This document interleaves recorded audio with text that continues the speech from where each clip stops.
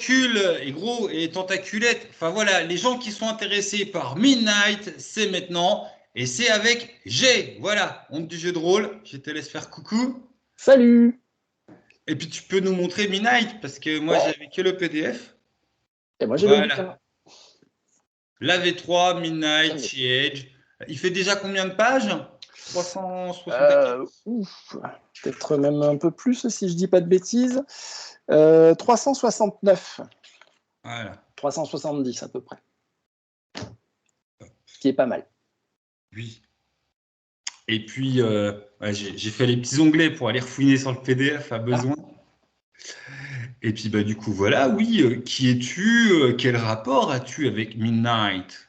Moi je suis traducteur et relecteur, et sur Midnight précisément, j'ai fait la relecture des traductions des 3 traducteurs qui ont bossé chacun sur un des livres, puisque le bouquin est divisé en 3 livres, en 3 grandes parties. Donc moi je me suis assuré de la relecture des traductions, de façon à avoir une cohérence dans le texte, dans le style, dans les expressions, dans les noms de l'univers de Midnight, parce qu'il y a forcément beaucoup de noms qui reviennent dans les 3 parties, et il faut quand même avoir la même chose un peu partout. Donc ça, c'était un point sur lequel on était assez vigilant. Voilà, donc je me suis occupé de cette relecture. Et puis j'ai fait la relecture maquette également, puisque c'était plus simple que je m'en occupe, puisque je connaissais déjà le texte. Voilà. Et c'est vrai que les noms sont un peu. Il y a beaucoup de noms à la Tolkien et c'est pas toujours évident. Et ça avait été un souci au début de la trad de la V1 d'ailleurs, de pas se paumer dans tout ça. C'est possible, ouais. Ouais, il y avait notamment des petites boulettes sur les anciennes éditions avec des noms qui n'étaient pas tout à fait la même chose, notamment les dirigeants des quartiers de Londres, en fait, des différents secteurs, qui revenaient pas forcément à l'identique d'un chapitre à l'autre. Donc ça, c'était un point important, on va dire. Ouais. Ça n'a pas d'importance, mais je le place parce que j'ai pas bossé mes investigations pour rien. Si, mais c'est important, c'est important. Mm. Et du coup, tu as balancé direct la présentation avec 3 tiers. Ouais. Effectivement, Midnight, livre de base V3, je fais un peu mon boulot, à 3 tiers au sens. Le premier tiers va être le tiers mécanique pour l'adaptation à la 5e. Le deuxième tiers est une présentation globale, à savoir les lieux, les forces en présence, tout ça, mais surtout qui est accessible aux joueurs. C'est quelque chose que si tu viens du coin, c'est consultable. La troisième partie étant considérée sur les secrets, et majoritairement dedans, en fait, il y a un gros morceau sur l'ombre, savoir les ennemis dès le début. Là, on a pas mal de choses qui sont en fait données pour qu'ils soient tout jouables. Voilà. Ouais. On est, et puis voilà. Et puis sinon, je sais pas, on prend quel bout? Ah On comme commence tu par veux. quoi? Comme tu veux, ce que tu as prévu. Ouais, mais du coup, je vais en reprendre en fait, non pas le côté. Parce qu'on a eu 2 préparations. Celle d'il y a 5 minutes, où je disais que j'étais allé faire mon petit fouille-merde, puisqu'il y a des gens en fait qui ont un peu râlé sur le travail méca de la 5e. Et moi, ça m'avait un peu étonné, parce qu'avant que j'aille fouiner, ça m'a pas sauté aux yeux. Je pense comprendre pourquoi ils sont déçus, puis je pense ils sont trompés sur un truc, et donc on en reparlera. Et puis notre première discussion, celle des petits passionnés, enfin moi quand j'avais fini la lecture, on a un petit désaccord. Il y a 2 grosses manières de jouer à Midnight. Celle qui est la plus plébiscitée, c'est-à-dire à petit niveau, où on est vraiment dans un truc ambiance, combat contre la Gestapo, enfin, il y a vraiment un côté occupation Troisième Reich très prononcé. On joue dans la résistance face à un rouleau compresseur. Ouais. Et mes petits délires personnels où j'ai dit, mais c'est mis dans le bouquin qu'on peut pas. On peut aller lui pouiller la gueule à Sauron. On peut. Ouais, c'est pas l'accent, on va dire, principal du jeu, effectivement. Non, non, Mais c'est tu clair que c'est pas peux, l'accent. ouais. Rien que ça, moi, MJ, je vais faire une campagne de mégalo. J'ai les outils et les infos Oui. pour le faire. Je Par connais le contre, point faible des miroirs. Je connais les vrais enjeux par rapport à la magie et le pourquoi du comment. Qu'est-ce que Dieu y cherche, en fait. ouais. Qu'est-ce que je connais d'autre?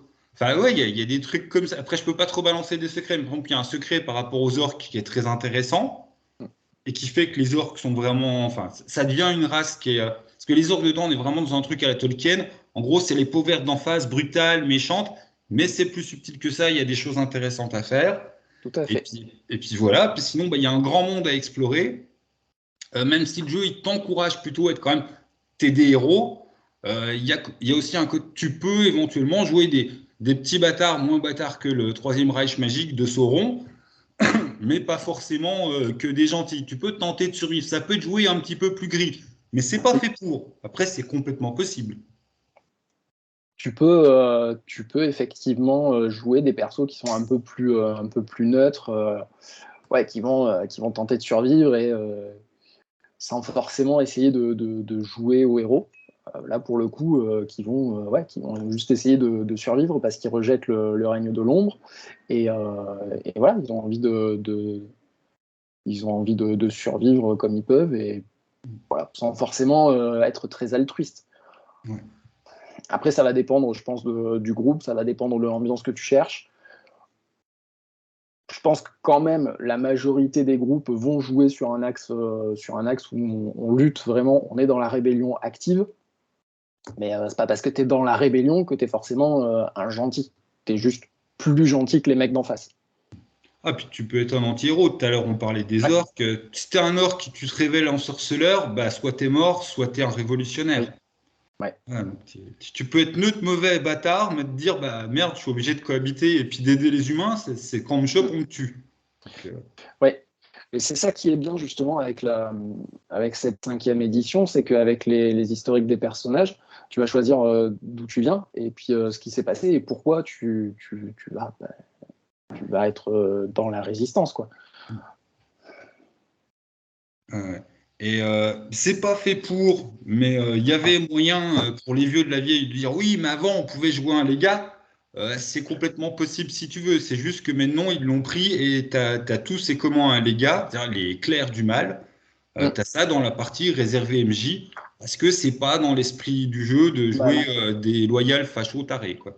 Bah non, parce que c'est clairement là pour le coup, oui, des vrais méchants et que si à un moment donné un légat se dit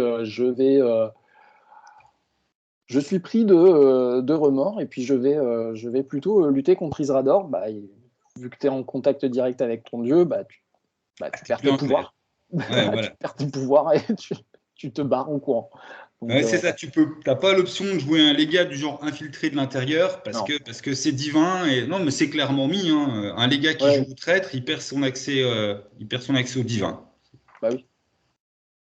Ouais, non, mais c'est. Puis, ouais, après, voilà, je Comme veux quand dire, t'as un prêt, pardon. est-ce que tu as envie de jouer un SS, quoi? Ouais, ouais. Hein, parce que pour ceux Non. qui sont pas au courant, c'est vraiment ça, hein. Genre au programme, t'as génocide des elfes et des nains. Ah, bah oui, oui, oui. C'est un des objectifs du jeu, quoi, chez les méchants. C'est un des objectifs du jeu et c'est expliqué. Hmm. C'est expliqué, c'est pas pour rien, en plus. C'est pas juste parce que Isrador les aime pas, c'est que, enfin, voilà, il y a une raison, mais Mais ça fait partie des secrets du jeu, je vais encore me faire taper sur les doigts, moi si j'en dis trop. Mais c'est vrai que c'est agréable d'avoir le fin mot de l'histoire. ouais, Quand on dit qu'on sait ce qu'il veut, enfin, on a clairement ses objectifs, le pourquoi du comment, son problème en tant que Dieu. Et enfin, quand je dis on peut pouiller Isrador, il n'y a pas possibilité de tuer un Dieu parce que dedans, c'est pas le Dieu du mal, c'est le mal, fait Dieu. ouais. Donc tu tueras pas le mal. Ou alors, il faut que tout le monde soit là, il y a le bon, gentil, que voilà. Mais enfin, ouais, c'est bon, tu tueras pas le mal. Par contre, il y a toute une mythologie qui fait que bah, les autres dieux n'ont plus accès à votre monde, mais qui sera d'or est là et enfermé avec vous. Pas de Ouais. chance. Non. Vraiment pas de bol.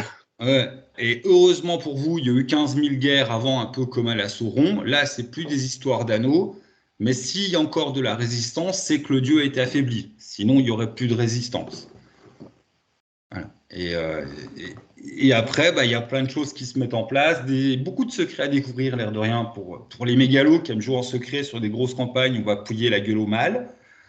Et puis, j'ai trop envie d'en parler. Je veux mal, j'ai trop envie d'en parler. Après, bon, oui, les mécaniques de l'ombre. Ah, les Neutarques. Les Neutarques, faut en Les parler. Noctarques, ouais. Ouais, les Noctarques, c'est les 4 généraux d'Isrador. En fait, bon, ça c'est connu, on peut en parler. De toute façon, c'est dans le bouquin, dans les premières parties. C'est ceux qui lui ont en gros permis de remporter la guerre 100 ans plus tôt, puisqu'on se place 100 ans après la victoire d'Isrador, qui a été sa 3e tentative de prendre le pouvoir en Eredain. Les 2 premières tentatives, un peu comme dans le Seigneur des Anneaux, la Terre du Milieu, des alliances entre les hommes, les elfes, les nains, blablabla et tout, puis on a repoussé l'ombre. Et au final, à la 3e tentative, l'ombre a été un peu plus maligne que d'habitude, a été un peu plus pernicieuse, et elle a perverti 4 grands héros des peuples libres. Et du coup, ça lui a permis de s'infiltrer dans les sociétés humaines et de remporter la victoire. Alors, du coup, tout le continent n'est pas occupé. On n'a vraiment que la partie humaine qui, là, est complètement sous domination de l'ombre. Et puis après, les elfes et les nains continuent de résister. Les elfes à l'ouest dans la forêt, les nains à l'est dans les montagnes. Et Isrador, avec ses légions, prévoit des offensives pour s'occuper de ces faits. Parce qu'il faut bien en venir à bout à un moment donné. Parce qu'effectivement, c'est tous les non-humains, orques exceptés, c'est fait. Nains, elfes, gnomes, tout ça. Et on parle un peu plus des elfes ou des nains, ou on fait un rapide tableau gnome et elfelin? Alors, gnome et elfelin, ouais, je les ai un peu oubliés, mais parce qu'ils sont sur les territoires humains aussi. Parce que les humains ont un peu envahi, on va dire, les Redain centrales, et puis voilà, ils ont un peu pris possession des lieux, mais effectivement, les elfelins nomades étaient sur ces terres-là, les gnomes sur la région fluviale, et les gnomes se sont mis au service de l'ombre, on va dire, en tant que commerçants bateliers, et les elfelins essaient de survivre en restant en mouvement comme ils l'ont toujours fait. Mais ils ont surtout été réduits en esclavage, les elfelins. Et ça, c'est pas un sort super enviable dans ce monde-là, parce qu'on te dit bien que quand tu es elfelin, ton espérance de vie, elle est pas géniale. Donc, bon. Les seules espèces jouables sans trop de problèmes de rencontre de flics, c'est les humains, parce qu'ils sont censés être soumis. Si tu fais pas ton blaireau afficher que tu es un résistant. Les gnomes, parce que c'est censé être des collabos, même s'il y a des trucs plus subtils et sympas. Et c'est dès la partie des livres de joueurs, donc je peux le dire. Ouais. Et puis c'est tout. Les alphelins, se dire que tu es quasiment un esclave en fuite, on va sauter dessus. Un elfe, on t'attaque à vue. Un nain, on t'attaque à vue. Mais, ouais, tous. Enfin, les elfelins, ouais, on va essayer de te choper aussi. Les gnomes, tant que tu fais pas de conneries, tu peux passer pour tranquille, quoi. Enfin, tu peux passer tranquillement près des forces de l'ombre, mais tout le reste. Mais je recherche les lois de l'ombre qui sont très rigolotes du coup parce qu'elles sont proclamées par affichage, mais t'es pas censé savoir lire. Donc, Voilà. Tu sais, si tu sais lire et écrire, c'est mal barré pour toi. T'as pas le droit de posséder une arme. On parle Non. même pas d'arme magique. On dit une arme, point, t'es considéré comme résistant et voilà, et t'es mort. Enfin oui, t'as toute une petite série comme ça. Si tu t'inclines pas quand il y a un légat qui passe, c'est coup de fouet. Voilà, c'est. Voilà. Donc voilà, c'est ça qui est affiché, dans un peu partout. Que tu es censé connaître, mais tu n'es pas censé lire, parce que tu n'es pas censé savoir lire, quoi. Et toute ascendance elfique ou naine, effectivement, est punie de mort. Donc,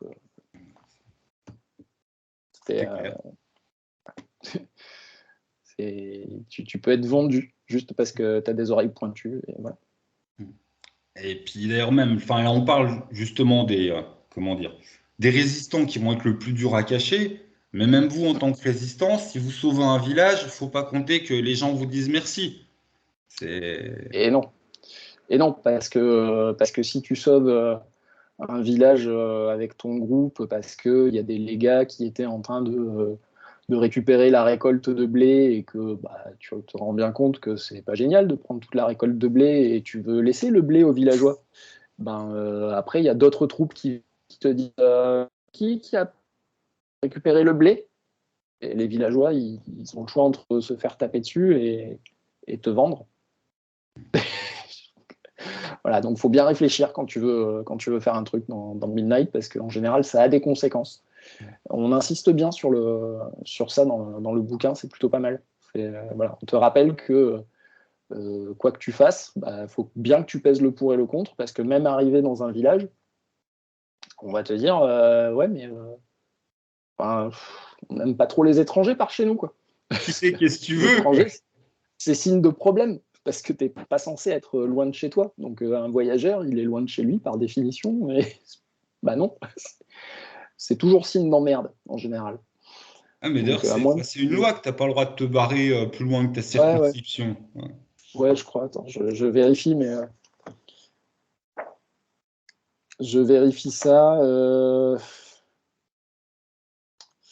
Les voyages sans autorisation au-delà des limites de sa communauté. Ouais. Donc un voyageur, déjà, il est probablement hors la loi.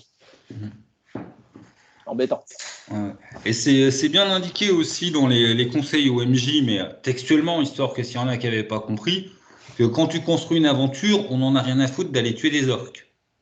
Voilà, il le tourne, Ouais. voilà, qu'une aventure, c'est pas constituant d'une exploration, puis un massacre d'orques gratuit, quoi. C'est vraiment, c'est pas Non, ça. puis, en général, les orques, ils sont quand même assez costauds. Alors, je pense que, juste une anecdote, j'avais fait jouer la Couronne de l'Ombre sur les anciennes éditions, et mon groupe avait réussi à s'infiltrer dans un campement d'orques en pleine nuit. Ils avaient tué les sentinelles, ils avaient tué tous les orques. Mais ça, c'est pas le truc que tu fais, souvent, en fait, parce que les orques, ils sont costauds, et ils sont nombreux, et ils tapent très fort. Et ils sont très entraînés, parce que c'est tous des soldats, en fait. Ils ont tous une raison d'être dans la guerre, et voilà, quoi. Les orques que tu croises en Eredain, c'est pas juste des orques comme ça, quoi. C'est des soldats brutaux et ils tapent fort. Oui, non, mais c'est pas tes points d'XP de niveau 3 pour atteindre le Non, niveau 4, quoi. non, C'est vraiment les troupes de l'envahisseur. Ils sont ouais. souvent accompagnés de clercs, eux en plus. Mm. Enfin, ouais, enfin, c'est important de le situer parce que ça fait vraiment partie de l'ambiance. Il y a vraiment un côté oppressif. Ouais. C'est très marqué. Enfin, moi, il y a beaucoup de choses qui m'ont fait penser à Dark Sun sur le côté un monde, voilà, un monde Medfan estampillé DD qui est sombre et dur, mais il est moins violent directement que Dark Sun. Il appelle beaucoup plus à l'héroïsme directement, où Dark Sun disait bien, si tu veux une petite enflure, soit une petite enflure. Et il y a ce côté, il y a ce même côté qu'une rencontre peut être relativement mortelle, c'est fait pour. D'ailleurs, mécaniquement, c'est les deux univers, tu as des persos un peu plus forts dès le début, parce que, en fait, ça c'est pas pour te faire plaisir, c'est parce qu'en fait, en face, c'est très très fort. Ouais. Et si t'es pas quelqu'un qui, ben voilà, quelqu'un qui tranche de l'ordinaire, t'es pas un aventurier, t'as rien à foutre là, tu restes chez toi, tu deviens paysan. Oui, c'est ça. C'est ça. Si t'as pas ce petit côté en plus qui est justifié en plus, hein, dans les voies héroïques, elles sortent pas de nulle part, en fait. C'est ça qui est bien, c'est que il y a une justification pour les voies héroïques. Alors elle est en filigrane, la justification, mais Je te elle est laisse là quand même. spoiler les secrets. Ah non, mais c'est pas un secret, c'est juste que voilà, ta voie héroïque, elle arrive entre guillemets pas de nulle part. Les gens le savent, c'est des rumeurs, c'est des légendes, et bon. Mais ouais, non, tu fais pas ça si t'es juste le fils du forgeron qui décide de partir à l'aventure, parce que non, ça ne marche pas comme ça. Tu pars pas à l'aventure pour t'enrichir. Ouais. D'ailleurs, l'or n'a aucune valeur dans cet univers. Aucun. Et il faut aussi ce qui est intéressant, parce que là, comme on parle, ça fait un peu les résistances et des surhommes. Il y a des résistants normaux. Ouais. C'est juste que voilà, vous jouez pas un village français où vous allez juste faire des petites magouilles dans votre village avec des persos enfin, voilà, niveau zéro qui bougeront jamais. Vous êtes quand même des aventuriers qui allaient faire des trucs importants pour la résistance, quoi. Oui, mais les résistants normaux, ils sont toujours présentés sous les ordres de quelqu'un. Donc ça aussi, c'est voilà, tu sens que les chefs de groupe de résistants qui sont présentés, ils sont importants, ils sont destinés à faire de grandes choses, et tu es à leur niveau, quoi, concrètement. Même si tu commences euh, comme un perso de niveau 1, bah, tu vas te hisser Normalement, à moins de te faire tuer lamentablement, tu vas te hisser à un rang de légende, quoi. Et ça, c'est ce que je trouve qui est plutôt pas mal dans le guide de l'univers, dans le livre de l'univers, c'est que chaque région est décrite, et dans chaque région, tu as les forces en présence. Tu as les forces de l'ombre, tu as les forces de la résistance. Et donc, du coup, où que tu décides de situer ta campagne, bah, tu vas avoir déjà une base qui est quand même assez développée pour te permettre de peupler le truc. C'est pas juste, ouais, voilà, alors là, il y a les elfes qui sont là, et puis voilà.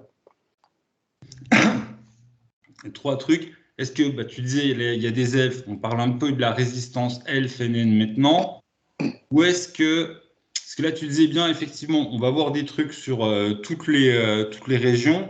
Après, j'oserais dire le défaut de n'importe quel livre de base de Midnight qui suit la deuxième édition, c'est qu'à la première édition, surtout en français, hein, pour ceux qui lisent pas l'anglais comme l'autre là-bas de l'autre côté de l'écran, eh ben il y a eu beaucoup de traduits et on a beaucoup de matériel.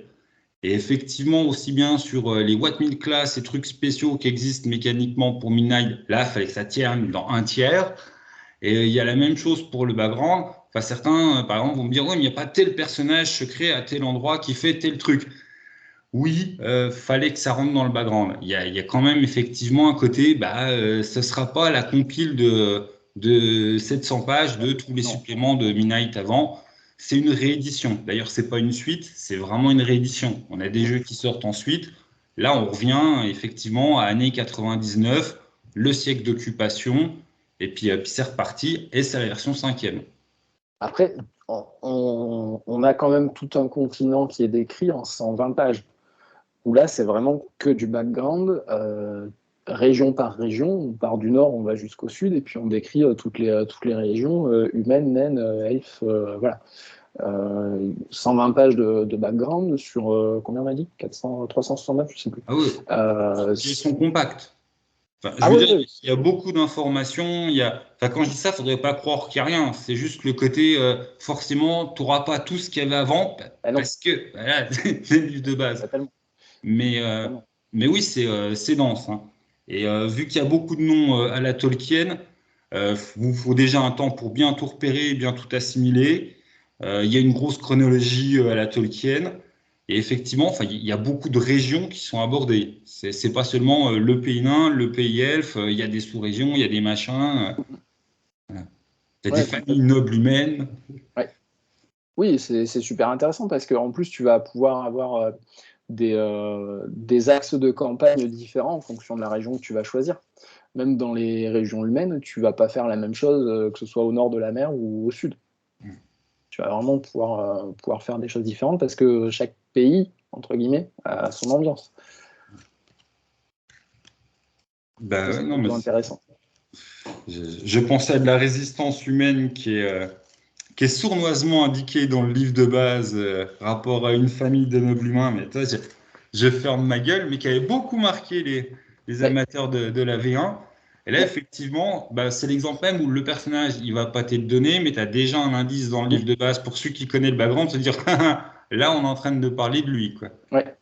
Ouais. Oui. Après, qu'il n'y ait pas tout dans le livre de base, enfin, je veux dire, c'est logique, je pense, je suppose, je n'ai pas toutes les infos, hein, mais le but, ça va être quand même de faire une gamme qui est un peu suivie, et pas juste un livre de base, et puis ce qui est prévu derrière.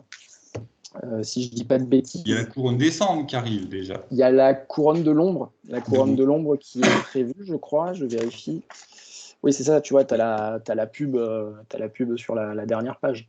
Donc voilà, alors ça va être une réédition, une adaptation, mais bon, la campagne, enfin, ouais, ça c'est la première édition française. Après, elle était intégrée dans le livre de base de la V2, mais ouais, ça fait une soixantaine de pages sur la V1, donc tu peux compter que ça va peut-être être un peu plus, je sais pas, sur une cinquième édition. C'était assez rigolo. Franchement, le pitch de la campagne est plutôt pas mal. Moi, ça m'a fait marrer de la jouer. Il y a un petit twist qui est assez sympa. Voilà, ça fait une petite intro du niveau 1 au niveau 5, je crois. et puis Ouais, là, niveau 1 au on niveau 5. pointe ce qu'il n'y a pas, mais dans les ce qu'il y a que, enfin, moi j'ai Ouais, et apprécié, surtout, c'est l'ombre. enfin, on l'a dit, mais quand on dit il y a les notards, on s'est amusé à bien vérifier avant. Les notards, putain, j'aimerais jamais le prononcer, on les a statés. Ouais. Voilà, on a vraiment le perso, on a toute son histoire. Si les joueurs, pour eux, c'est des héros légendaires corrompus, pour toi, MJ, tu sais qui ils sont, comment ils ont basculé, tout ça, Ouais. tout ça. Et puis Alors t'as le c'est pas connu de tout le monde quand même cette histoire de traître, hein, parce que c'est des traîtres au final.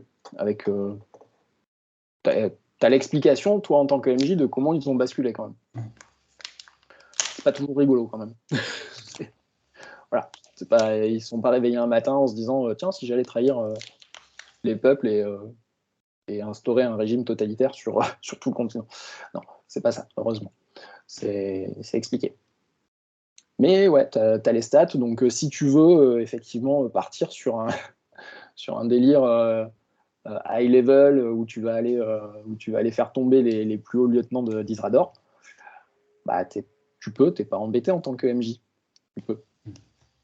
Oui, puis on a aussi les persos. Le seul perso en fait majeur qui c'est la, enfin, la chef des fées, c'est-à-dire la chef des elfes, Adril, elle a juste, on a raconté, elle a plus de 8000 ans et elle est, voilà, elle est méga, giga, ultra balèze. Dans les anciennes éditions, elle a été donnée en stat une fois, mais je l'ai jamais vue. Par contre, Je suis il y a sûr de une l'avoir. classe de prestige, enfin une classe, Arati. même pas de prestige, une classe mythique où tu peux devenir un de ses avatars, et c'est à partir de niveau 21, tu peux commencer à être son larbin.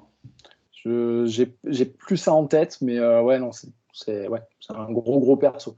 Ah ouais, bah, Après, j'ai envie de te dire, c'est pas forcément un personnage dont tu as besoin. Enfin voilà, la fiche, t'en as pas forcément besoin parce que t'es pas normalement, censé la taper. Ouais. t'es pas censé la taper. parce que si tu la tapes, il y a un gros souci quelque part. C'est que soit t'es parti à l'opposé de ce qu'on te propose dans Midnight, soit que c'est elle qui a été corrompue et là, c'est plus embêtant aussi parce que non, c'est pas possible. C'est pas Ah possible. bah ouais, non, mais c'est la seule manière où tu imagines un truc où tes persos de haut niveau vont aller la claquer, c'est si elle est corrompue, quoi. C'est- Oui. Et oui. si elle est corrompue, enfin, c'est très problématique quand même. Il y a, même du côté du mal, il y a aussi quelques sombres trucs qui sont teasés. Genre, on a presque, est-ce que c'est un déserteur ou est-ce que c'est le cinquième notarque secret ou machin, machin. Je vous laisserai, ami MJ, aller fouiner dedans. Là, c'est dans les gens qui traînent, qui devraient être dans leur tombe, qui sont pas dans leur tombe, qui devraient être des serviteurs d'Isrador et que même les serviteurs d'Isrador, ils savent pas où il est. Ce qui me permet d'amener un truc aussi assez sympa qu'ils insistent bien côté MJ. Le mal, il a une tendance à se bouffer la gueule entre lui. Voilà. Ouais. Et ça, c'est aussi tout un aspect qu'il y a dans, justement, je trouve qu'il y a dans Midnight, enfin, qui fait penser à ce côté village français en Medfan géant qui s'est mal passé, et pas le côté frontal bourrin sauvage qu'il y a dans Dark Sun en mode barbare. On a vraiment des vraies missions d'infiltration, de pousser le mal à se tirer entre les pattes entre lui. Enfin, il y a une subtilité assez sympa. Ça, je parle trop longtemps, mais toi, c'est mon Non, côté. non. Tu fais bien, tu fais bien. Il y a effectivement toute une politique dans les forces de l'ombre que tu peux amener à faire découvrir au groupe et sur lequel tu vas pouvoir essayer d'influer. Alors c'est pas forcément évident parce que ben, quand tu es un groupe de héros, comment tu fais pour influer sur la politique? Bah, ça après j'ai envie de te dire, c'est aux joueurs d'être inventifs et puis de voir comment ils peuvent amener une légion et un groupe de légats à se tirer dans les pattes, voire plus. Donc, ouais, il y a pas mal d'axes, il y a pas mal d'axes différents. Et ce qui est bien, encore une fois, c'est on a les précisions des opérations sur certains territoires, des opérations de l'ombre. Donc, tu sais à peu près ce qui va arriver dans les prochains mois. Parce qu'on te dit, bah, à tel endroit, il y a un rassemblement de troupes, à tel endroit, il y a machin qui va. À partir de là, bah, tu places ton groupe de joueurs là et puis tu vois ce qu'il arrive, quoi. Non, mais oui. Ouais. Ouais. Ouais, j'étais en train de me faire les différentes manières dont tu pouvais utiliser, pas t'as imaginé. Tu as la mission con, en fait, où la résistance le sait grâce à des taupes que machin a trahi bidule et vous allez poutrer machin, récupérer des parchemins pour aller les refiler à bidule qui se retourne contre eux. Enfin, laisse tomber, je me fais mes films dans la tête de quel scénar on peut faire pour qu'ils se foutent la tronche entre eux, quoi. Oh, bah, Ah là là. Et puis du coup, ben, pour boucler la boucle, si on a les trois livres, puis qu'effectivement on n'a pas encore non plus toutes les infos, j'en connais qui râlent que hein, ils n'ont pas leur classe chouchou de la première ou la deuxième édition. Bah ouais, on a pris vraiment, enfin, c'est Semi-Night d'un point de vue adaptation cinquième se greffe sur les noyaux durs de la base du livre des joueurs. On dégage l'éclair pour tout le monde. Il n'y a pas de sorcier parce qu'on n'a plus de contact avec les plans ouais, extérieurs. Qu'est-ce qu'il y a d'autre qui, bah, forcément, la magie est modifiée. ouais. Alors, Et puis, il n'y a pas de moine. il n'y a Voilà. pas de Le moine ki, tout parce que ça, ça dégage. non, parce que les moines n'existaient pas vraiment dans enfin, j'ai plus le détail en tête, mais de toute façon, les moines collent pas à cet univers. C'est pas, enfin voilà, tu vas pas faire un moine quoi. Tu vas pas faire un moine. Les sorciers, effectivement, bah, ils n'existaient pas dans les premières éditions parce qu'ils n'étaient pas dans le Player Handbook de la 3.5. Donc voilà, ils n'existaient pas. Et ils n'existent toujours pas parce que, bah, effectivement, comme tu n'as plus de contact avec les plans, et bien qu'il existe certaines créatures qui ont été piégées sur le plan, on te dit bien, ça va pas fonctionner comme un sorcier normal. Même s'il y en a, c'est pas du tout ce que vous connaissez, donc c'est pas jouable. Point. L'éclair, bah, c'est l'éclair de. Il n'y en a qu'un, il n'y a qu'un dieu, donc on te dit, voilà, si tu veux être clair, bah, tu es un clerc d'Isrador et tu es un légat, et puis tu n'es pas un PJ. Voilà, point. Pas mal. Les druides sont modifiés subtilement au sens où on n'est pas en vénération de Gaïa ou ce genre de concept. Ils ont un lien avec les éternels, donc des Mm. espèces de dieux, mais complètement détachés des délires humains et tout ça. Enfin, c'est des principes, quoi. Ouais. Et puis, ils en ont rien à foutre de toutes les petites histoires des vrais dieux, enfin, des dieux pour les humains et les humanoïdes. Et du coup, ils ont presque ce petit côté, les sorciers féeriques qui font Mm. du pacte avec la nature. Ça se retrouve un peu dans le druide qui est pas, par exemple, bah, qui n'est plus classé dans la magie cléricale. Le Mm. druide, c'est une sous-forme de magie profane. Oui. Voilà, ceux qui aiment bien les petites classes magiques de DD. Enfin, toi, ça change rien mécaniquement, Non, mais dans le goût du monde, c'est un.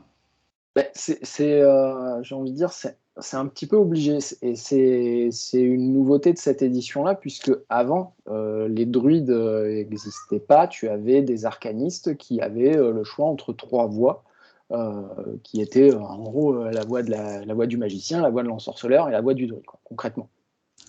Euh, et comme on a dégagé ces classes spéciales de l'univers, qui étaient l'arcaniste, le protecteur et j'ai plus en tête, on les a dégagés, on a gardé juste la base de la cinquième édition avec les classes. Il a bien fallu adapter les classes qui existaient, que ce soit le paladin, le druide, tout ce qui faisait un peu de la magie divine. Et ben, il a fallu trouver une justification de ok, pourquoi ils sont là et pourquoi ils font quand même de la magie. Effectivement, comme tu le dis, les druides, ils font plus de la magie divine au sens c'est de la magie divine, ils font de la magie avec ces vénérations des éternels. Et les paladins, c'est la même chose. Ils imposent, ils imposent, ils continuent de pouvoir imposer les mains, mais c'est pas de la magie divine, c'est par la force de leur volonté. Voilà, je suis un paladin, je suis pur, je suis loyal, je suis bon et je te soigne. Je Pas t'avoue mal. que ça, en tant que lecteur, je me suis dit, je serais joueur, ça serait mon fantasme absolu. De toi, tu fais un paladin sur deux niveaux, puis après, tu le spécialises dans le lancer de forme et de sort, mais parfois intérieur, tu vois, Ça peut être marrant. pour tenter de hacker du pseudo-prêtre. Enfin, j'ai trouvé ça très marrant, ce côté. Voilà, ils pensent tellement au bien, ils ont une telle conviction qu'effectivement, enfin, c'est une bonne porte ouverte à des délires de MJ. Et à un moment, elle est franchie quand ça part. Alors, avant, il y avait tout plein de magie, et donc les fées, ils ont, et les vrais fées, parce qu'il y a des vrais fées dans cette histoire, ils ont créé des espèces de Goldorak géants, mais en version méga magique, quoi, golem géant, et enfin, ouais, c'était tout alimenté par énergie divine. hop, plus de dieu. Isrador, il en a corrompu et récupéré deux, trois. Puis sinon, tu as des machins qui font la taille de 3 tours du village, qui sont immobiles depuis le troisième âge. Et il y a deux, trois petites lignes qui disent, ouais, puis si toi, MJ, tu peux t'amuser à faire que C'est vrai. tes joueurs, ils arrivent à réanimer le truc par leurs propres moyens, on te donne trois petites pistes et puis vas-y, lâche-toi. Ouais, comme quoi, il n'y a pas que moi qui suis en mégalo avec des histoires de... Voilà. C'est vrai. C'est vrai. Il y a ces trucs-là. Ouais. C'est pareil. Voilà, c'est juste quelques lignes dans le bouquin. Et tu peux développer des trucs là-dessus, quoi. Ouais, c'est plutôt pas mal. Ah oui, non, il y a deux, trois petites portes ouvertes où on te fait bien, voilà, le délire général quand même, c'est plus de la jouer très résistance, voilà, on est sur de l'héroïque, mais on est sur un héroïque avec un goût spécial. Après, si tu veux partir dans des grands délires, on t'explique comment, voilà, changer les choses à Ouais, grande échelle. On disait, il n'y a pas les caracs de la reine sorcière, mais il y a les caracs du dragon. Voilà, le plus vieux gros dragon du monde, tout truc puissant, tu l'as, quoi. ouais. C'est c'est pareil. C'est pas trop le genre de créature que tu vas aller taper. Donc Oui. les caracs, bon, moi je suis toujours un peu sceptique sur les grosses créatures de très gros niveau. Euh, Parce que, et surtout si elles sont censées être dans ton camp. Mais bon, elles y sont, c'est pas mal, ça donne une idée de puissance, et puis tu peux très bien l'adapter pour faire autre chose, et sortir quelque chose de ton chapeau de MJ, c'est pas le souci. Euh, mais ouais, non, ce qui est bien, c'est que ce dragon-là, il est présenté, tu sais où il est, tu sais ce qu'il fait, tu sais pourquoi il fait ce qu'il fait, quoi qu'il fasse. Euh, donc ouais, c'est plutôt intéressant d'avoir tous ces éléments de base parce que tu peux commencer à petit niveau et tu peux, rien qu'avec le bouquin, monter sur un niveau plus important. Donc c'est Ah, plutôt intéressant. Ouais. ah, moi enfin, je t'avoue, j'ai été très content de voir ses caractères, mais pas du tout seulement en termes de puissance, parce qu'effectivement, enfin, avec sa fiche de perso dragon, tu sais pourquoi il ferme sa gueule, quels sont les pourquoi du comment de son histoire, et puis enfin voilà, tu peux vraiment le situer par rapport aux bestioles d'en face. Ouais. Et c'est, toi, dans les potentiels pseudo-Elminster pour un groupe de héros, si tu veux partir sur un gros délire, c'est un très très bon personnage. Enfin, Ah oui, ça ouais, clignote carrément. dessus, quoi. Mm. Ouais, non, c'est clair. C'est clair. Et voilà, les dragons, alors c'est pas les dragons classiques de Donjons et Dragons comme tu vas les trouver dans les royaumes oubliés, hein. C'est vraiment des créatures uniques et une race bien particulière. Et il y en avait plusieurs, et il y en a beaucoup moins maintenant. Mais voilà, c'est euh, c'est expliqué également et ça le fait. Ça le fait. Ouais, ils font partie de la grande histoire. Mm. On n'est pas sur des dragons qui sont restés dans leur grotte à amasser des pièces d'or, quoi. Ils ont, voilà. Ouais, ils sont impliqués à un moment donné. Hum. Ah oui, Ils sont oui. impliqués. Bah, de toute façon, oui, non, ça même, ouais, j'allais dire, les PJ sont courants. Même le fait de connaître l'histoire du monde, c'est déjà absolument pas accessible de base, en fait. Non. Non, non. Tout le côté chronologique qui t'est donné, le machin, tout ça, c'est bien pour le cadre, mais ça, par exemple, toi, ce serait une erreur. Tu commences, t'es habitué au jeu habituel, tu balances des infos sur la chronologie du monde pour aider les joueurs à bien cerner où c'est qu'ils foutent les pieds. Alors que ça fait partie, enfin, du jeu de les découvrir. Oui, je pense que c'est pas l'histoire du monde, c'est pas non plus un truc sur lequel il faut faire un grand secret comme tu peux l'avoir sur Cult par exemple, où là pour le coup c'est vraiment ouais, des gros secrets et tu te dis ah ouais quand même.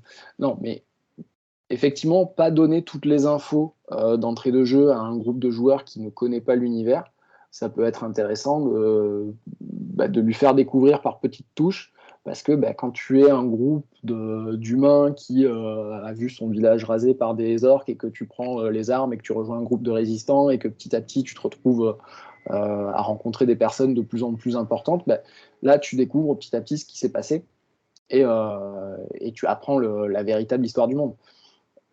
Ça peut être sympa. Après, tu le fais qu'une fois parce que effectivement, quand tu connais l'histoire, bah, tu connais l'histoire, quoi. Ouais. Oui, puis ça marche si tu as envie de te la jouer vraiment Midnight à la résistance. Ne serait-ce que tu as un Oui. groupe niveau 1, puis il y en a un qui te fait je veux jouer un nain, puis l'autre veut jouer un elfe, bon, bah, il y aura beaucoup plus de background. Alors, oui, ouais, c'est faisable. Tu peux. Sur la couronne de l'ombre, par exemple, vu que tu commences niveau 1, tu peux très bien avoir un groupe hétéroclite avec des gens venus d'un peu partout. C'est pas un souci. Parce que enfin, le postulat de la campagne fait que tu peux jouer un peu tout. De mémoire, c'est fait belle lurette que je l'ai pas lu. Oui, ils commencent esclaves, les persos. Dans la couronne de l'ombre? Ouais. Non, du Non, tout. bon, bah, je mélange. Je sais plus comment c'est pas Non, non, grave. non. Non, c'est pas très grave. Non, non. Ils sont pas esclaves. Voilà. Et bah, sinon, des sujets qui peut-être. Ouais, non, j'ai repartir sur mes délires de trucs. Je parle des machins les plus puissants, du genre chez les elfes, le secret de la canopée. Ouais. Ah, je me claquerai, quoi. Ouais. Non, de toute façon, je l'ai lu. Maintenant, j'imagine qu'un truc, c'est si je veux le jouer, je prends déjà des personnages niveau 14. Et puis, allez, les mecs. Ah, oui, mais bon. Après, voilà, aller du niveau 1 au niveau 14, ça prend du temps. Donc, effectivement, si c'est ton délire et que tu joues avec des gens qui connaissent déjà le jeu, pourquoi pas? Pourquoi pas? Mais je pense que si tu connais pas le jeu, ça serait Pourquoi un pas? peu C'est dommage une de option partir. de vieux tout à fait valide. Et voilà. Je vais peut-être aller allumer la lumière si ça ne t'embête Ouais, pas. bah, je t'en prie, hein. Mais oui, effectivement, j'ai une lecture tronquée au sens où j'avais déjà découvert la base du monde avec la V2 et Me revoilà. qu'effectivement, de lire la V3, j'ai comblé les blancs. Ah J'expliquais bah tu as bien fait. qu'effectivement, j'étais bien dans la pulsion campagne parce que j'avais déjà découvert le monde dans la Oui, version à la V2 et que un gros truc hollywoodien avec gros son et lumière, moi, ça me titillait, quoi. Et c'est bah un oui. truc que je pouvais pas avoir dans la V2. C'est une frustration que j'avais ressentie aussi avec Dark Sun, de savoir les vrais trucs du pourquoi, du comment. On était obligé d'aller se taper ça dans les romans, dans les machins. Et c'est une vieille frustration de joueur que, effectivement, ça, j'ai bien aimé dans la troisième édition, de pouvoir directement triper dessus. Voilà, Oui, mais ça se comprend à partir du moment où bah, ouais, on a connu la V1, la V2, bah, je vais pas dire on a fait le tour parce que c'est tout un continent et on n'a pas pu jouer sur toutes les zones, mais tu connais l'histoire, tu connais les régions, tu sais ce qui se passe, tu sais quels sont les objectifs de tout un chacun. Bah, tu as peut-être envie de monter le niveau pour le coup, effectivement, et d'envoyer un peu plus la sauce. C'est une autre option. Oui, enfin voilà.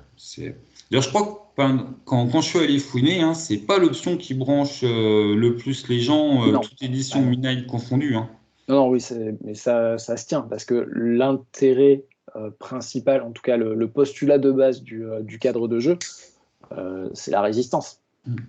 C'est la résistance et c'est galérer dans la boue et dans les forêts et puis échapper aux patrouilles de l'ombre et voilà. Mais c'est le postulat de base. Mais tu peux faire effectivement d'autres choses, comme partout. Moi, ça me plairait, tu vois, de faire une campagne où tu joues dans la Miraline, donc c'est la partie. Les elfes vivent dans une très très grande forêt, comme à peu près tous les elfes. Ils vivent dans une très grande forêt qui est divisée en 4 régions, et tu as une région côtière avec de la mangrove et puis des elfes qui sont adaptés à cette région côtière. Et tu as des ruines. Tu as des ruines, tu parlais tout à l'heure des anciennes fées. Tu as des ruines qui sont là et qui sont sous l'eau. Bah, ça peut être marrant de jouer un groupe d'explorateurs qui va chercher ce qu'il y a dans ces ruines-là. Ouais, non, mais tu m'en avais déjà parlé, hein. Ouais, bah, Effectivement, ça te titille. ah ouais, tu vois, les elfes des plages, ça peut être marrant, quoi. Puis surtout que c'est une région qui est moins touchée, effectivement, par l'ombre, parce que bah, forcément, les troupes passent par le centre du continent et puis essaient de gagner tous les territoires. Donc forcément, tout ce qui est sur les côtes, c'est un peu moins touché, quoi. Ah, mais oui, C'est de un toute peu façon, moins touché. c'est une nation en guerre et si tu t'éloignes des fronts, c'est là où tu as des marges de manœuvre, C'est ça, quoi. Ouais, c'est ça. tout simplement. Ça, c'est ça. Alors, on te dit bien que tous les elfes, enfin tous les peuples elfes, ceux des 4 régions, envoient quand même des soldats au front parce que c'est la merde, hein, concrètement. C'est c'est un peu la merde. Mais tu peux très bien commencer à jouer des jeunes elfes qui découvrent un truc dans une des ruines sous-marines, et puis on te dit, bon, vous êtes les derniers jeunes qui habitent le village, et il faut que vous emmeniez ça à l'autre bout de la forêt. Alors, même si c'est ton territoire, la forêt, et que normalement tu peux plus ou moins la parcourir sans trop d'encombre, tu as toujours des petits endroits un peu compliqués à traverser. Voilà, tu vois, tu peux faire une première campagne où ouais, tu vas partir d'un bout de la forêt, aller à l'autre, et puis après, on va te dire, ça, en fait, on va en avoir besoin, mais il faudrait aller le faire forger par des nains. Tu traverses le continent, et puis traverser le continent, ça veut dire traverser la zone en guerre. Enfin, en guerre, la zone occupée, pardon. Donc, ouais, il y a plein de choses à faire. Et puis, frapper à la porte des nains, c'est pas dit qu'on t'ouvre. Oui, puis les nains, ils ont leurs problèmes aussi, quoi, tu vois. Donc, c'est pas juste je frappe et puis enfin c'est pas juste je voyage et j'arrive à la porte, quoi. Non, c'est plus compliqué.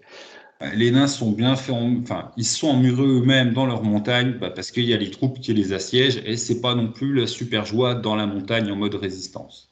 Non, non, Et eux, ils ont pas de super reine sorcière. non. Non, les nains sont rigolos aussi à jouer comme postulat de départ, hein, parce que effectivement t'es assiégé dans ton truc, et ok, qu'est-ce que tu fais, quoi. Euh, Puis il y avait, enfin, voilà, c'était assez convivial, les nains, dans le temps. Ils faisaient leurs grandes assemblées et tout, et puis après ils se sont isolés dans leur bastion, et puis ah bah tiens, on n'entend plus parler de telle ville, quoi. Qu'est-ce qui s'est passé? On va voir. Ouais, je suis pas hyper chaud pour aller voir au final, moi, quand même. Commencer, je veux dire, qu'en nain, c'est plus sombre que commencer dans les elfes, quoi. Ouais, quand même, ouais. Ouais. Ouais, quand même, ouais, parce que mine de rien, la forêt, c'est un peu compliqué sur les abords de la forêt. La lisière est bien entamée. Il y a une ligne de front qui est bien connue et qui est incendiée tout le temps, quoi, par les troupes d'Isrador. Euh, mais au final, quand tu rentres dans la forêt, t'es dans la forêt, quoi. Voilà, c'est bien. Par contre, chez les nains, si tu rentres sous la montagne, je ne vais pas dire que c'est que de la Moria, mais tu vas avoir des tunnels et des salles de rien. Et encore, si tu as du bol, parce que sinon, ça va être des cadavres. Ah tiens, ça, on n'en a pas parlé Les cadavres qui des s'animent cadavres. pour te bouffer ta gueule. Les cadavres, voilà, si t'as pas de bol, c'est des cadavres, et si t'as vraiment pas de bol, c'est des cadavres animés, quoi. Parce qu'effectivement, une des conséquences du fait que que l'univers de Midnight soit coupé des autres plans, c'est que les âmes, elles ont nulle part où aller, et du coup, les cadavres se relèvent. Voilà. Et ils ont faim. Ils mangent quoi, les cadavres? Des gens, enfin des êtres vivants. Donc, ouais, c'est toute une optique aussi qu'il faut garder en tête. C'est ok, on tue des gens, mais faut quand même qu'on s'en occupe après, quoi. Non, non, mais là, on a fait les gros traits de ce qui se passe spécialement un peu partout. La résistance de certains peuples mineurs, on va pas pouvoir trop s'étendre dessus. Enfin, j'ai déjà assez sous-entendu avec une subtilité d'éléphant tout à l'heure. Ouais. Et ouais, je Après, spoil, moi. Pardon? c'est pas vraiment du spoil si tu parles de ceux dont je pense, de ceux auxquels je pense, mais ouais, t'as la possibilité de jouer, donc bon, voilà, c'est pas vraiment du spoil. Les gnomes, c'est pas que des salauds. Non, les gnomes, c'est pas que des salauds. Tout le monde croit que c'est des salauds, mais c'est pas que des salauds. Et bah voilà, ouais, on a fait pas mal un tour. Sinon, je vais repartir en trip, moi, sur la Reine Sorcière pendant une demi-heure. Euh, sinon, ah ouais, mécaniquement, c'est pareil, on en parlait Ouais, avant. Moi, je trouve qu'on sent bien que c'est un univers qui est venu à l'époque où on était sur la troisième édition, qui n'amenait pas de Finder, que je préfère la troisième parce que j'aime bien quand il y a plein d'arborescence de dons. Et que du coup, bah, il a fallu enfin, et le don, c'est quelque chose quand même super caractéristique, surtout avec les dons héroïques dont on a déjà parlé. Et il a fallu transposer ça à la cinquième. Et donc, du coup, ils ont respecté la loi de la cinquième, qu'un don remplace ton augmentation de carac de soit 2 plus 1, soit 1 plus 2. Et voilà, mais c'est mon seul conseil, bidouille tes règles à la maison. Tu décales ton amélioration de carac. Enfin, faut pas que ça soit l'un ou l'autre. Donnez donc les deux à vos joueurs, ils en auront besoin. Ouais, je suis un bourrin. Et puis voilà. Mais enfin, j'ai vraiment que ça à dire. Puis bah, sinon, tout le reste, c'est ce qu'on disait tout à l'heure, hein. Oui, effectivement, il fallait tout faire rentrer dans un livre de base. On sait qu'il y a des trucs qui sont absents. Ça va venir avec les suppléments, comme c'est venu dans les éditions d'avant, je pense, tout simplement, quoi. Ouais. Oui, non, mais c'est sûr. Après, voilà, effectivement, il faut en garder sous le coude pour les suppléments.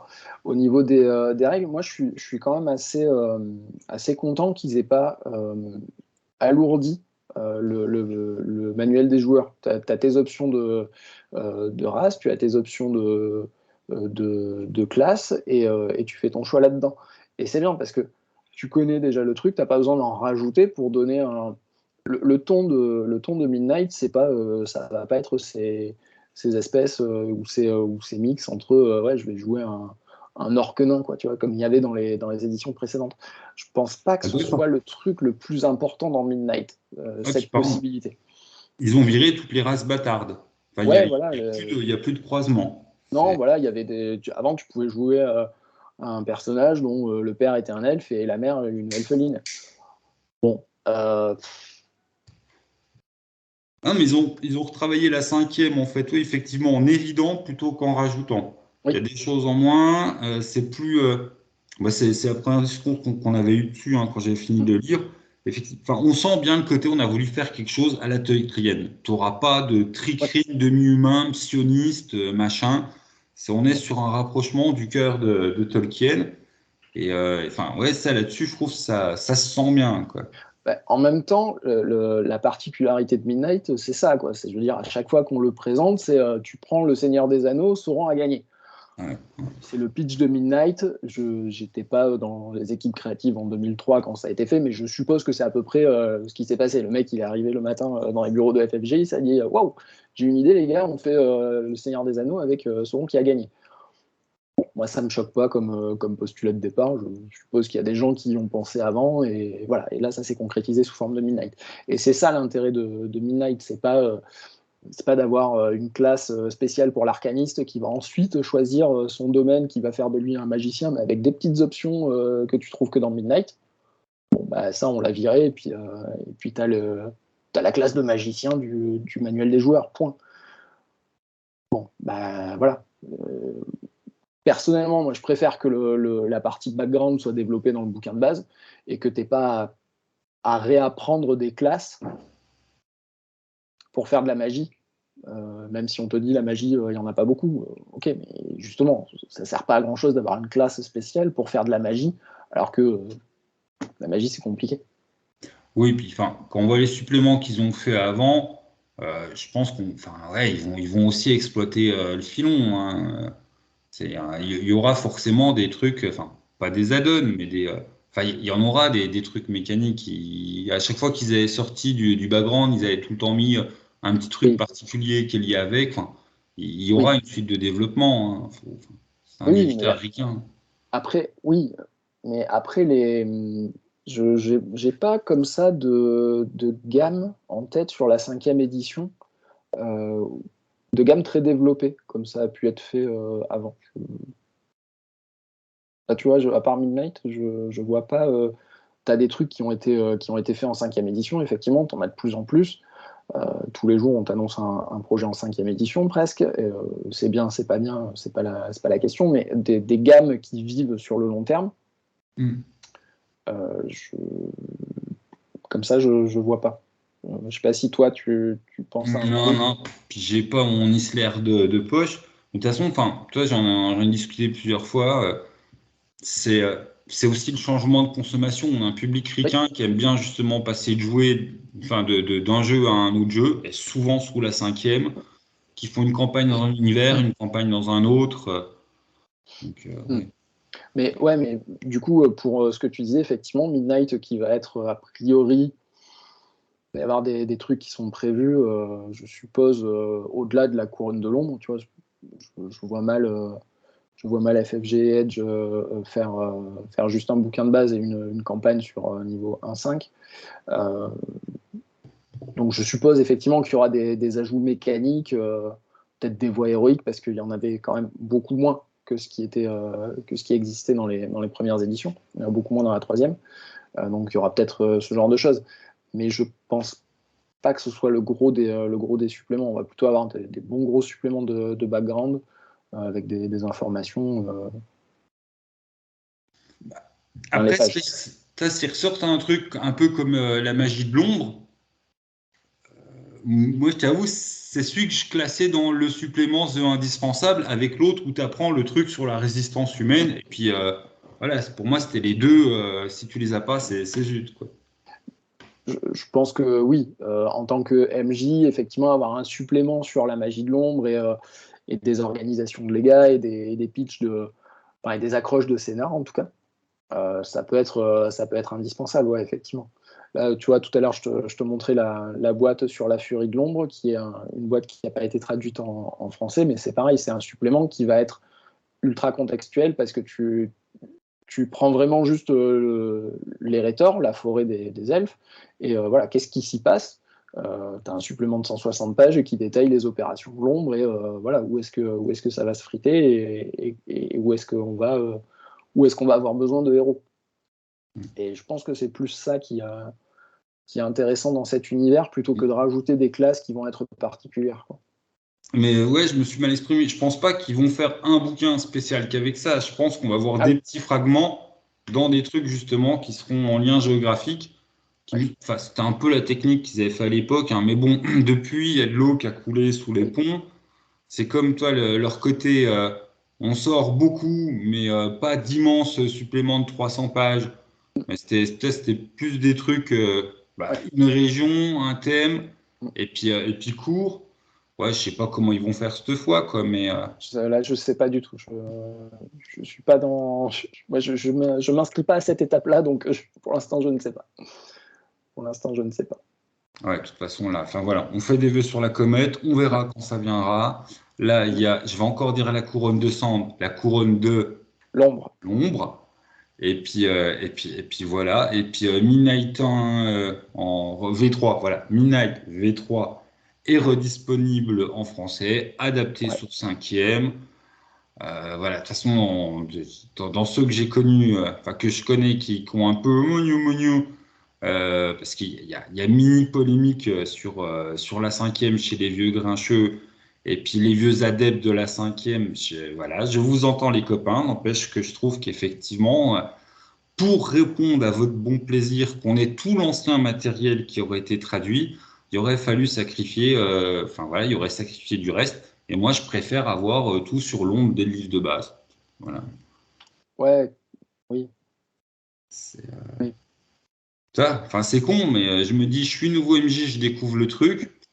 Les classes que je connais pas, je sais même pas quelles y sont pas. Par contre, si j'ai pas l'ombre, je sais pas c'est qui l'ennemi. Ouais. Je sais pas comment le faire jouer. Et tu vois, on parlait du marché ricain, mais ça encore, c'est une nouveauté du marché ricain. Ils ressortent pas pour les vieux nous faire plaisir. Ils ressortent un truc qui a fait rêver les vieux, ont entendu les jeunes, et pour que ce soit jouable par les jeunes. C'est eux maintenant le nouveau public. Les vieux, on est minoritaire. Donc, il faut un produit qui soit utilisable par les jeunes qui ne connaissent pas ce jeu autrement que de bouche à oreille. Il faut leur donner Oui. un truc pour que ce soit jouable. Je connais pas la disponibilité des anciens bouquins, mais l'intérêt, c'est pas que les gens aillent piocher dans les anciens bouquins. L'intérêt, c'est qu'ils aient un bouquin qui est directement utilisable pour faire des campagnes voilà, du niveau 1 au niveau 15, au niveau 20, comme ils veulent. Mais qu'on ait bouquin complet qui te permette de jouer le temps que les prochains suppléments arrivent, ouais, moi, ça me choque pas. Ouais. Tu vas pas dire aux gens, ouais, allez piocher dans les anciens bouquins qui sont plus édités, essayez de les trouver comme vous pouvez. Non. Ouais. Pire encore, je trouve, enfin, il y a largement de quoi jouer très longtemps dans le livre de Oui. base. T'as pas de Bah oui, oui. sensation de manque, voilà, Ah quoi. bah non. Non, non, c'est clair. C'est clair, c'est clair. T'as des explications sur tout. Ce qui est bien, c'est que les légions orques sont également détaillées. Toute la Alors, peut-être pas toute la vie des orques, mais en tout cas, tu as pas mal de détails sur les orques, qu'est-ce qui fait leur quotidien. Ce qui fait que même si tu veux commencer ta campagne avec un groupe d'orques qui va être dissident et se barrer, tu as du matos, quoi. Et ça, c'est plutôt pas mal. Je vais essayer de m'exprimer synthétiquement en punchline. C'est pas du fan service pour les vieux joueurs, c'est vraiment une nouvelle mouture pour une nouvelle génération. Ben, ouais, oui, puis c'est l'intérêt. Enfin, je veux dire, on joue depuis un moment. Le fan service, bon, je pense qu'on peut nous s'en passer, tu vois. L'intérêt, c'est qu'on découvre des trucs et que ce qu'on retrouve, parce qu'on le connaissait, c'est sorti il y a presque 20 ans et qui est réédité, ouais, il faut que ça puisse attirer de nouveaux joueurs, soit qui connaissent pas le jeu du tout, soit qui en ont entendu parler et qui ont pas pu l'avoir. Nous faire plaisir, ça se fait au travers de clins d'œil, mais encore, je veux dire, moi, s'il n'y a pas de clin d'œil dans Midnight, je m'en fous un peu à la limite, hein, c'est pas grave. Enfin, je vais dire les noms, hein, mais je pensais à l'élite qui, en plus je l'ai en tête parce que je l'ai relu il n'y a pas longtemps, qui a un travail d'orfèvre, qui est excellent. Enfin, toi, BBE là-dessus a fait une édition de malade en plus avec 15 millions de suppléments, mais qui a le temps d'y jouer et piquer le nouveau joueur, à part un vieux fan qui a joué quand il était jeune, va se dire, je vais me taper cette collection de bouquins où j'en ai déjà pour 2000 pages pour faire jouer dans une ville. Je sais pas. Je sais Et, pas. Mais vraiment, après, enfin, ouais, c'est des choix éditoriaux. Toi, je veux vraiment ni clasher les Ouais. uns ni clasher les autres. Mais je trouve qu'il y a d'un côté, ils ont fait une immense production en faisant plein de synthèses et plein de rajouts et que tu peux pas dire à l'élite, ah ça, j'avais vu ça dans un. Non, ils ont fait une encyclopédie Maus. Mm. Mais du coup, enfin, toi, je comprends aussi moi, un nouvel MJ, si je dis, ouais, va jouer à l'élite, s'il me dit, mais t'es un malade mental, j'ai pas le temps de lire tout ça, toi, je comprends son retour. Alors que Midnight, je pourrais le dire à un nouveau MJ, bah, tu veux un truc un peu barré, t'es fan de Tolkien et t'aimes bien les trucs dark, tiens, ce jeu, il est fait pour toi. Et ça sera accessible. Enfin, je trouve que ça a été pensé pour lui. Il aura tous les outils, il pourra s'y mettre. Oui, oui, oui. Je pense que c'est pas mal. C'est une bonne chose. Si tu veux faire découvrir un jeu, effectivement, c'est mieux qu'il soit accessible. Enfin, ouais, non, mais toi, c'est juste des considérations critiques à la compte, à force de bouffer Oui. plein de jeux. Mais, euh, mais voilà. Sinon, des petites choses. Putain, on est déjà 1 heure. Des petites choses à rajouter, un petit mot de la fin? Non, des petites choses à rajouter, non. C'est juste, voilà, merci de m'avoir proposé cette petite discussion, c'était cool. Euh, Moi, voilà, je suis content d'avoir bossé sur Midnight. Je suis content d'en parler parce que c'est vraiment un jeu sur lequel bah, je me suis éclaté quand j'y avais joué. Je suis content d'avoir pu y bosser par la suite. Je, je me suis bien amusé à travailler dessus. Donc ça, c'est un gros bonus, on va dire. Et puis je suis content d'avoir un beau bouquin qui rende honneur au jeu, quoi, parce que vraiment, c'est un beau bouquin, quoi, en plus. Donc voilà. Même si tu le prends juste pour la collecte, le lire, c'est pas mal, parce qu'il y a ça a vraiment de la gueule, quoi. Ah oui, il y a de la lecture. Il y a de la lecture et puis t'en prends plein les yeux, quoi. C'est du full couleur, c'est des illustrations qui rendent bien, voilà. Après, juste un petit point que j'avais vu soulever, c'était effectivement que les, l'univers était peut-être pas assez mortel. Tu vois, c'était Mathieu de Rollis TV qui en parlait, qui disait ouais, peut-être booster un peu les dégâts ou compliquer la guérison. Ça va dépendre de l'ambiance que tu veux mettre. Moi, je suis pas sûr de le faire personnellement parce que voilà, je pense que si tu veux jouer un petit peu héroïque, un petit peu, mais rester un peu compliqué, je ne suis pas sûr de le faire, mais ça peut être un point effectivement sur lequel tu peux jouer pour rendre l'univers un peu plus mortel, un peu plus compliqué pour les joueurs. Mais dans l'ensemble, je suis assez satisfait moi de l'adaptation qui a eu lieu.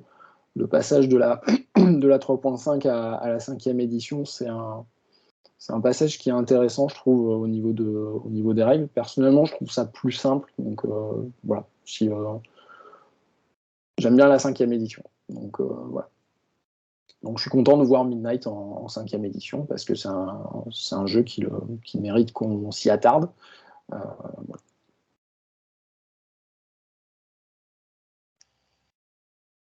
Ouais, parce que si je redis au revoir les gens, eh ben, je t'aurai pas eu le dernier mot. Il faut que tu dises au revoir après moi. Bon, alors vas-y, dis au revoir. Au revoir les gens! Et ben voilà, au revoir les gens alors.